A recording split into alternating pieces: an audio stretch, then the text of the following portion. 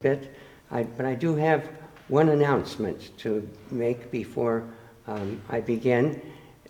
Next Wednesday, the October 14th, that Wednesday concert will be canceled. I will not be playing a concert next Wednesday, October 14th. There's been a change in my chemo regimen that requires me to take that week off. I will be back with you on October 21st, 2 weeks from today, and watch for the announcement of what we'll be doing then in What's New. We're going to begin today with an aria from an operetta written by Franz Lehrer. That it was then changed into a popular song with the title, Yours is My Heart Alone. The original title in German was Dein ist mein ganzes Herz, and in the English translation of that libretto, it was You are my heart's delight. When the English lyrics were written for the song, they were written by a team, a committee of 3, and they decided on Yours is My Heart Alone, which has what all of our English teachers would have called a misplaced modifier in the title, because it does not have the singer of the song saying, yours is my heart, but only my heart. The rest of me is reserved for someone else, or reserved for me only. It should be yours alone is my heart, but they needed it to rhyme with the rhyming pattern in the next line, and so they had it, yours is my heart alone. It was written by Franz Lehrer, an Austro-Hungarian composer, known almost exclusively for his operettas. The most famous one was The Merry Widow. He wrote this beautiful aria for a 1929 operetta, The Land of Smiles. It's a tenor aria, and it was written especially for the great Austrian tenor Richard Tauber. The aria is sung by the character of Prince Sujong in Act 2. And in the very beginning, in Act 1, Prince Sujong had sung an aria that explained that the title of the operetta, The Land of Smiles. It was set in ancient China, and it explained why the Chinese had the pattern of always smiling, especially when delivering bad news. So the land of smiles was the land where everyone smiles, whatever news they're delivering. It was for many years associated with Tauber. It was known as a Tauber lied, roughly the equivalent of a signature song for Tauber. Lavishly produced, the Land of Smiles was built largely around the performance of Tauber, who was a close friend of Lehrer's, for whom he customarily wrote a Tauberlied, a signature tune, exploiting the exceptional qualities of Tauber's voice. In each of his later operas, he offered Tauber a Tauberlied, and this one, Dein ist mein ganzes Herz, was the most famous of all the Tauberlieder that Franz Lehrer wrote. It was then, as I told you, changed into a popular song with the title, Yours is My Heart Alone. Okay, here it is, an aria from an operetta written in 1929.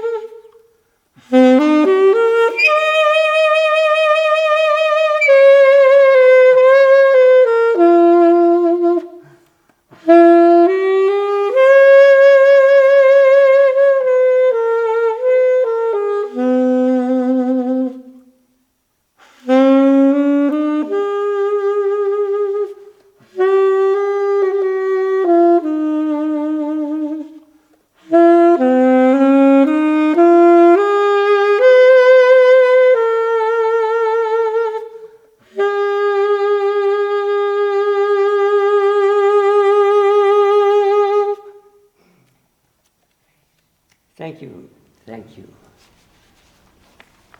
And now, from an operetta to an opera, from an aria in the operetta to the most famous tenor aria ever written for opera, Nessun Dorma, the powerful, beautifully melodic, and most popular tenor aria ever written.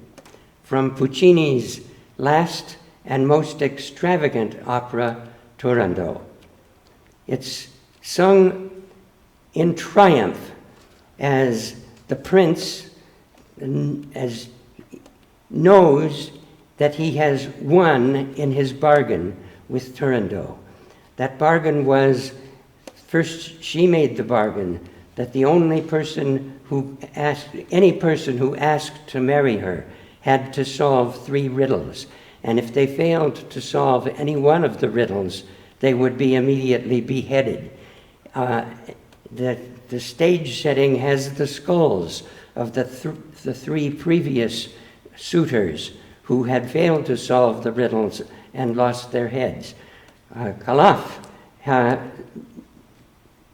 runs the risk of losing his head if he fails to solve the riddles, and to everyone's delight, he solves all 3 of them, which means that Turandot should marry him, and even more important, allow him to kiss her. But Turandot doesn't want to allow him either of those, and so he makes another bargain with her, that if she can discover his true name before the dawn,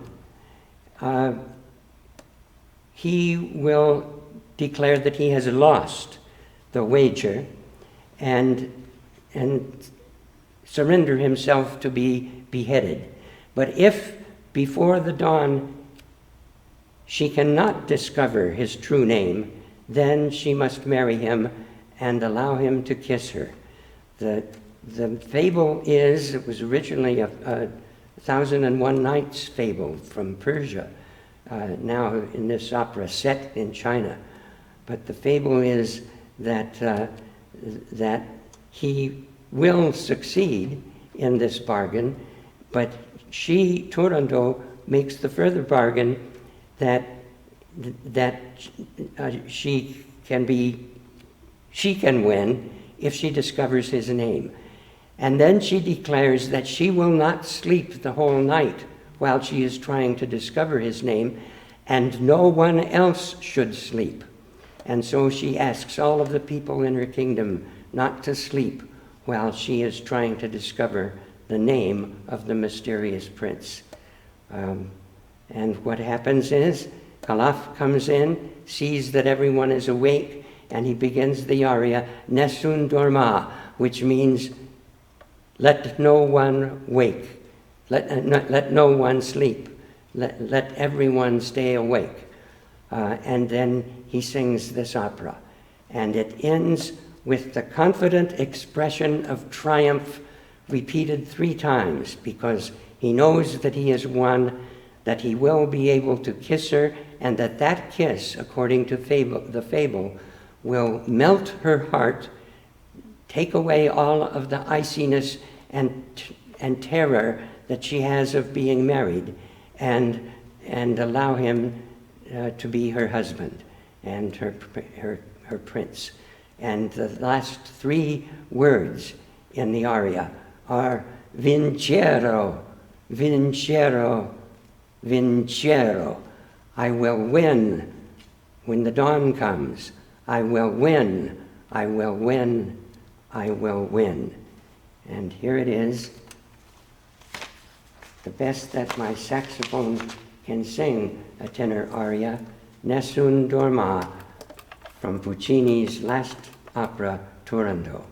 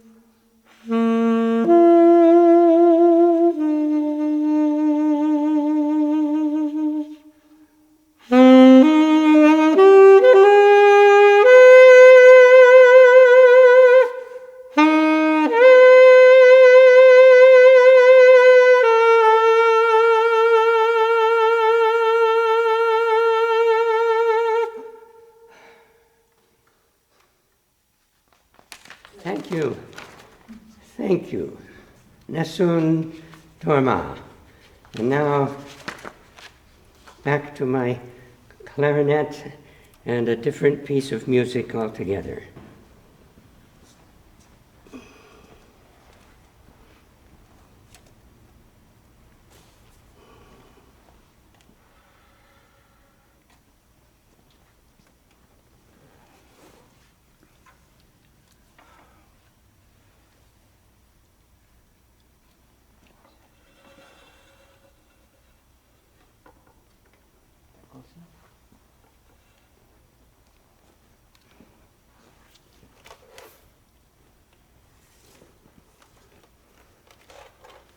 I mentioned, I think last concert, or maybe it was two ago, when we were talking about Hoagy Carmichael, that music critics think there were 4 of Hoagy's songs that were his best.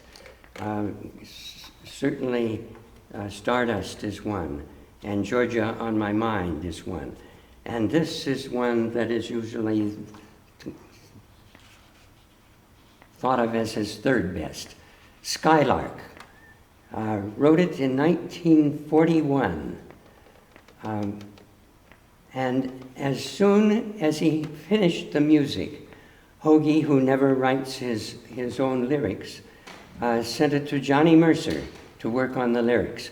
Mercer had just been through the breakup of a notorious love affair with Judy Garland. And he said later that Hoagy's music was just the right music to be working with at that time in his life. But it took him a year of struggling to get the words just right. He addresses the song to a bird, to a skylark, asking it if in its nightly flights it has seen anything in its wandering that can help him find his way out of his distress and longing to some happiness. And that's how it gets into my concert as a Get Happy offering. And he addresses the skylark with these words in one of the verses. Have you seen a valley green with spring, where my heart can go a-journeying out of the shadows and the rain to a blossom-covered lane? And another one. Is there a meadow in the mist where someone's waiting to be kissed? Clearly, Johnny Mercer needs to get happy. He concludes the song, "Oh, skylark, I don't know if you can find these things, but my heart is riding on your wings. So if you see them anywhere, won't you lead me there?" Here it is, Hoagy Carmichael's beautiful Skylark that Johnny Mercer put those words to. Can't see.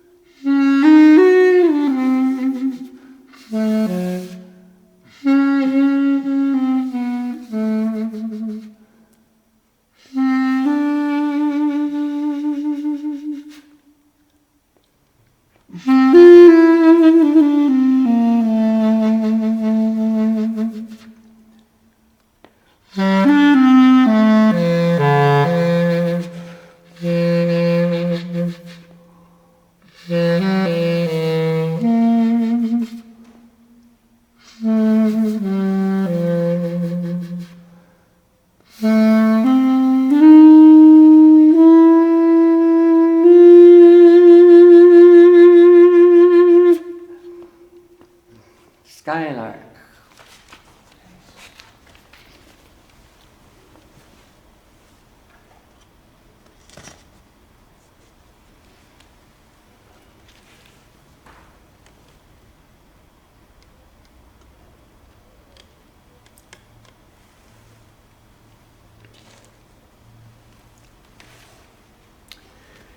Now this is a show tune written by Richard Rogers and Oscar Hammerstein II, written in 1959 for The Sound of Music. It's named for and addressed to a flower, a very small white flower found high in the Austrian Alps. The song was created for Captain von Trapp to sing. And Hammerstein arranged in the book for the musical that Captain von Trapp would sing it twice. Once early in the musical, when he discovered how much good it had done his family in recovering their happiness, for Maria to come and teach them to sing, and how valuable music had been to that family to bring happiness back into the family. And so he decides to join them singing. It's the first song, it's the only song that's in the musical for anyone, well, not the only one, but it's principally the songs are for Maria and the children to sing. And in one case, the Mother Superior of the convent that Maria had come from. But this one is for Captain von Trapp, and he sings Edelweiss. It's a song about an Austrian flower, and it's really a love song that he sings to opera, to Austria, to his homeland. Then the second time he sings it is late in the opera at a concert where the whole family is singing, and that's where they sing the Do Re Mi song and several others. And he comes on stage last to sing this. And he sings Edelweiss then as a declaration of his patriotism to Austria and his answer to the question, will he join the Nazi Navy? And essentially he's saying no, and he's saying farewell to Austria. And as the audience know, and we know, he and his family is planning to leave that concert and start trekking in the Austrian Alps, over the Alps to freedom, and leaving his beloved homeland forever. And it's his song, wishing as he leaves that Austria can endure the Anschluss and the 4 years it's going to be of Nazi occupation of Austria as he and his family leave for freedom. It is also the last song that Oscar Hammerstein would ever write. He died in August of the next year. Here is the beautiful last song of that Oscar Hammerstein wrote words for. Richard Rogers, of course, wrote the music, Edelweiss.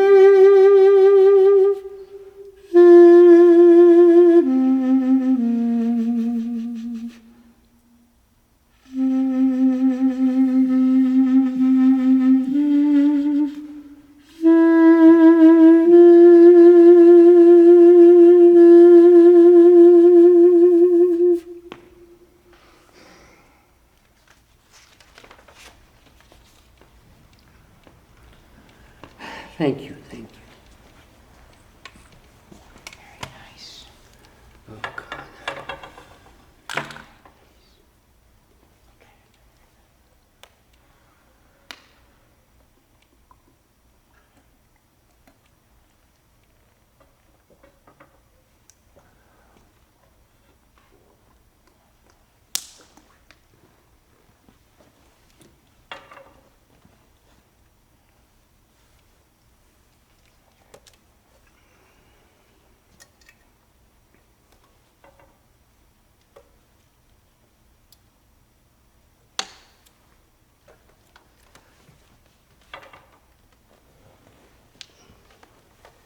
To be higher.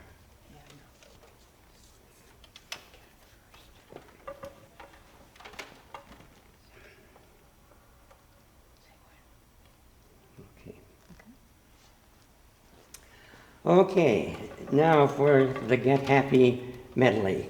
And this is the keynote of the Get Happy concert. It's right in the middle of the playlist. And the song, the medley is 3 songs, and the song Get Happy is the centerpiece of the medley. Get Happy is a song composed by Harold Arlen, with lyrics written by Ted Koehler. It's the first song that Arlen and Koehler wrote together. They're going to write several more. They wrote it for the 9:15 Review, which was a musical review in 1930.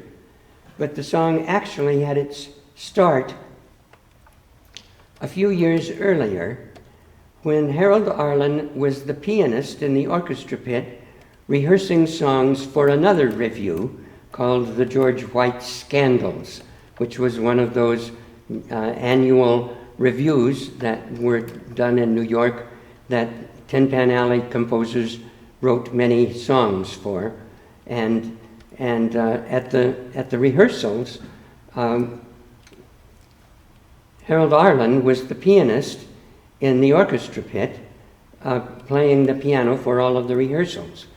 And when the rehearsal had taken a break and all of the singers were off of the stage and out in the hallways or down in the theater talking, there had to be something to call them back. And typically, one of the musicians in the orchestra pit would play something, ta-ta-ta-ta or something like that, 3 or 4 chords on a piano to call them back into the rehearsal. And Harold Arlen played, he played this.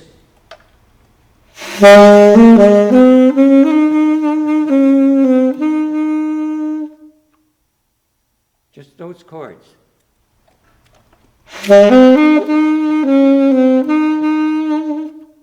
And they all came back. It got their attention, and they came back. The second day of rehearsals, to call them back, he started playing the same riff, but he played it twice, and he ended it just a little bit differently, like this.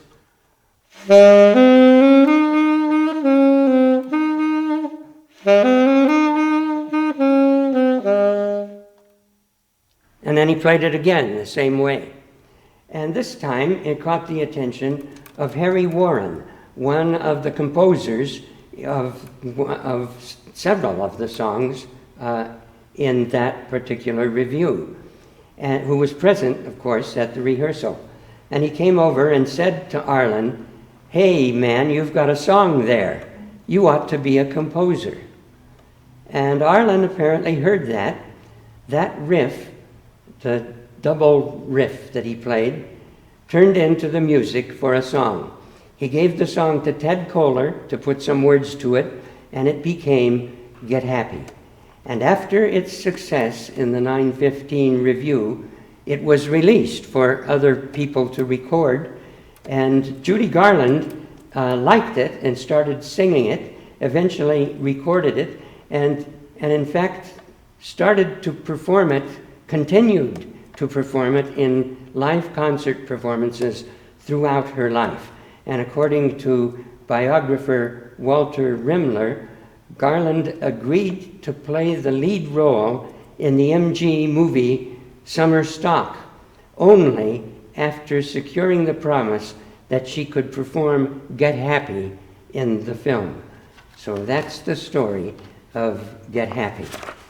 The second song in the medley, it's actually going to be the one we begin with, is entitled Make Someone Happy, from Do Re Mi. And this was composed by Jules Stein, who composed many songs for musicals.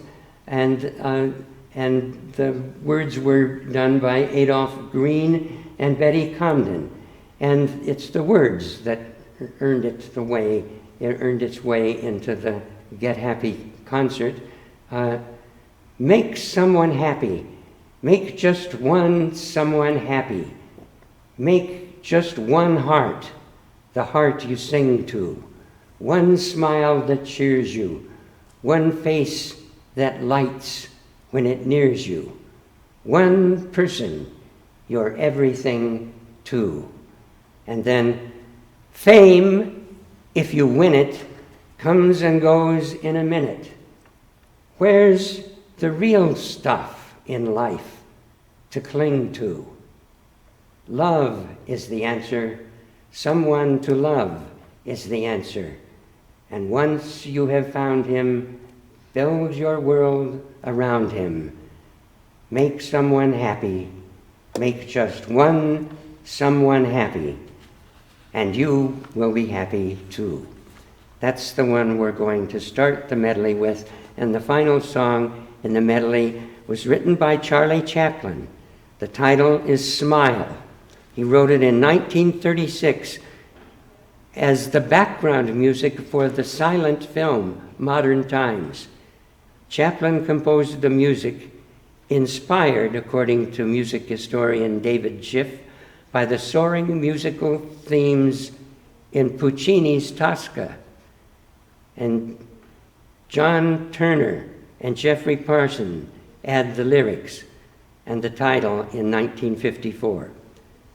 In the lyrics, based on lines and themes from the film, the singer is telling the listener to cheer up, that there is always a bright tomorrow, just as long as they smile.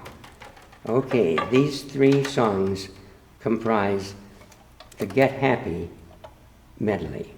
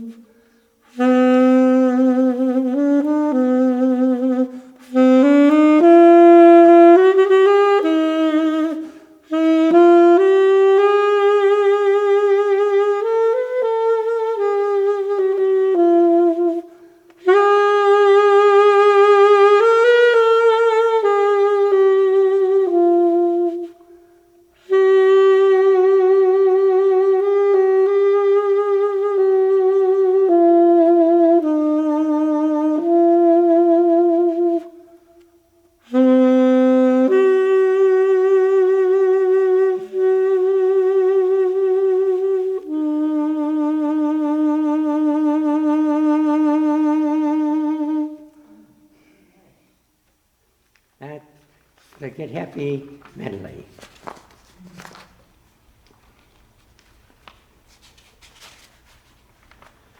And now a song written by a couple of British musicians in 1939 in the summer, just before the Nazi blitzkrieg will storm into France and occupy it, just before the Nazi Luftwaffe will start bombing London, at the darkest time in Europe for years and years. These two Brits go off for a vacation and write a song together, and they write it in a bar on the coast of France, and somehow they got as the song was coming together, and they thought it was a great, happy song to to raise spirits before the German invasion, they got a local saxophonist to come and play it while they played the song for the first time in that little fishing village on the shore of France, looking out over the channel to England. The song became a song, one of the most popular war songs, performed by all of the people who performed for the servicemen in Europe during the war.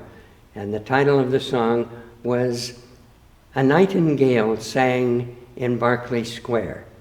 And like the one that the White Cliffs of Dover, it became a song that was a hope for the happiness that will return when the war is over, and when once again a nightingale will sing in Berkeley Square rather than the bombs falling on St. Paul's and the Big Ben, which is what everyone worried about during the Blitz of London by the Luftwaffe. And here it is, that happy song at very dark times. A nightingale sang in Berkeley Square.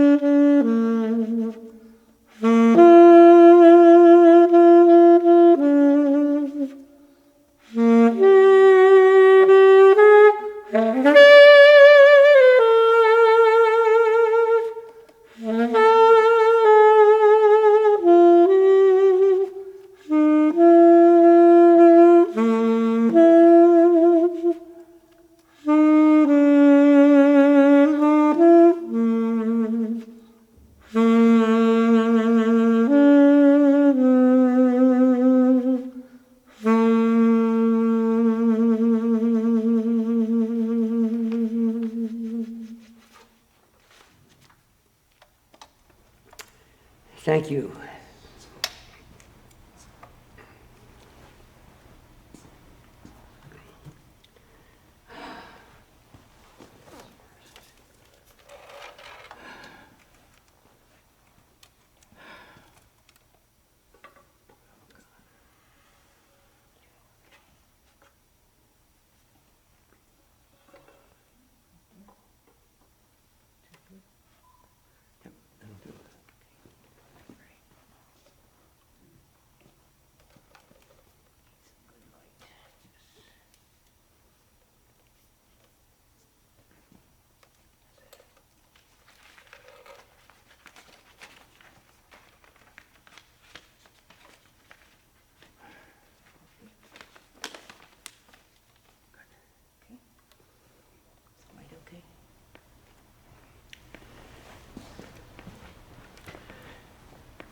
Now this is a jazz tune written by Billy Strayhorn and Duke Ellington, a great team of jazz composers, and it was written shortly after Billy Strayhorn joined the Duke Ellington Orchestra in 1953. It was a great success as an instrumental. It became one of Duke Ellington's favorite songs, which is what wanted a place in my Get Happy concert. Ellington began using it as one of his several theme songs and frequently used it to announce the closing of a set in a dance hall or the closing of a number in the closing number of a concert. The lyrics were added much later, again by Johnny Mercer, and it was recorded by several female vocalists, notably Ella Fitzgerald and Peggy Lee. But the lyrics required a clever and experienced vocalist to sell it to an audience, and few others tried it. It continued to remain a very successful jazz instrumental. The title of it is Satin Doll, and it was one of the favorites on Blueberry Hill in Harlem.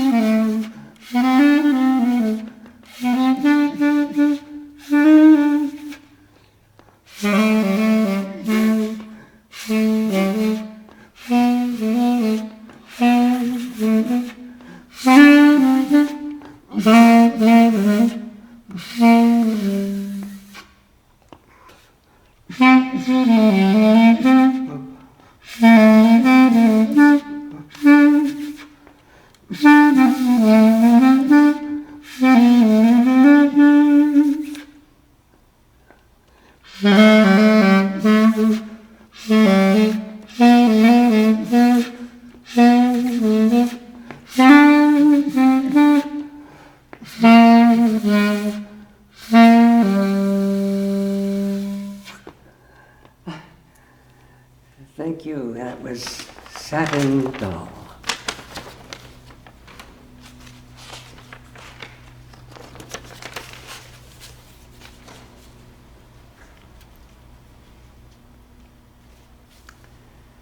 And I'm having trouble with my clarinet reed, as you probably heard. I'll try to get through one more clarinet piece. This is the famous Glenn Miller tune, String of Pearls. And it was written in 1941 by Jerry Gray. Jerry Gray was an arranger. In fact, he was the principal arranger for the Glenn Miller Orchestra. There were a few other arrangers that Glenn Miller trusted, but mostly it was Jerry Gray for all of his great jazz numbers. And Glenn Miller and his orchestra was the first to record it on November 8th, 1941. And Bobby Hackett, the great cornet soloist, played the solo on the original recording. And according to an article written by Alan Gray, Jerry Gray's son, the name, String of Pearls, which he gave to the song, has nothing to do at all with an actual string of pearls. He wrote this song, his son writes, Alan writes, at the house that he had bought for his parents, for my grandfather and grandmother, for their retirement years. The house was on Pearl Street in Somerville, Massachusetts, and the string of pearls, the string referred to the string of relatives who already lived on Pearl Street, and all of the members of his father's and mother's family, extended family, lived on the Pearl Street and one other street close to it. My father, he writes, was all about family, and he liked thinking of the family as all connected, hence the string of pearls. And he bought this house for his mother and his father to join the rest of the family in their retirement years. There was nothing about pearls. It was all about family and how much he loved him. So writes Alan Gray, Jerry Gray's son. Okay, here's the song, at least as much as I can get through. The String of Pearls.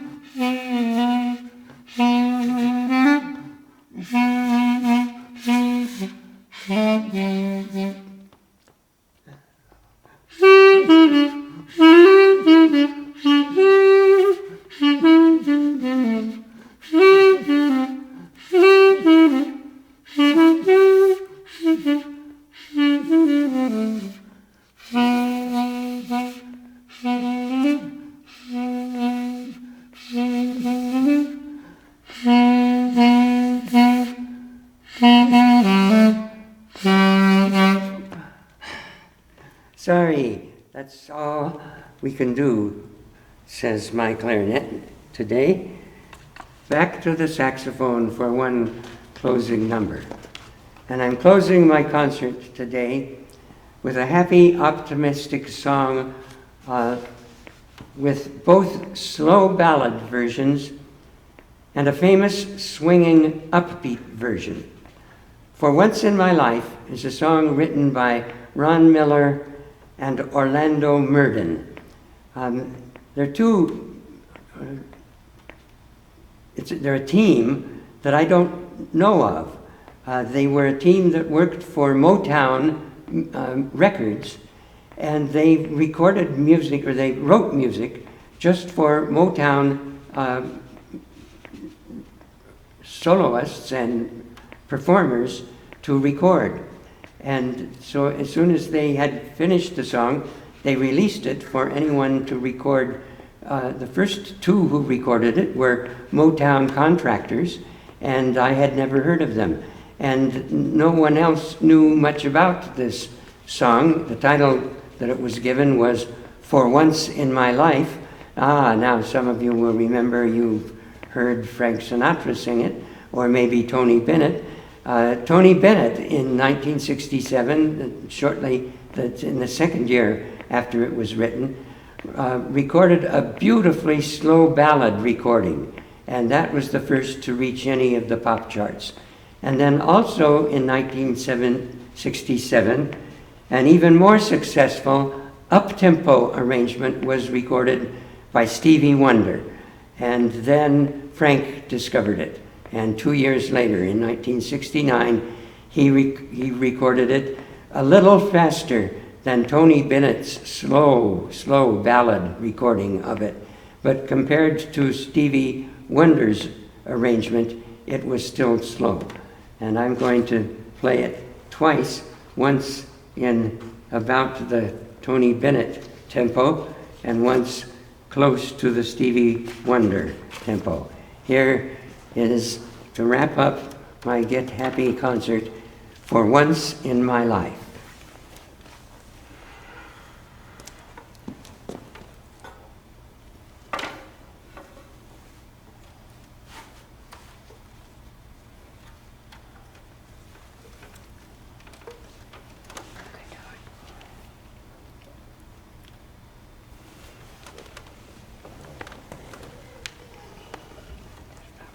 Higher. Please. That's good.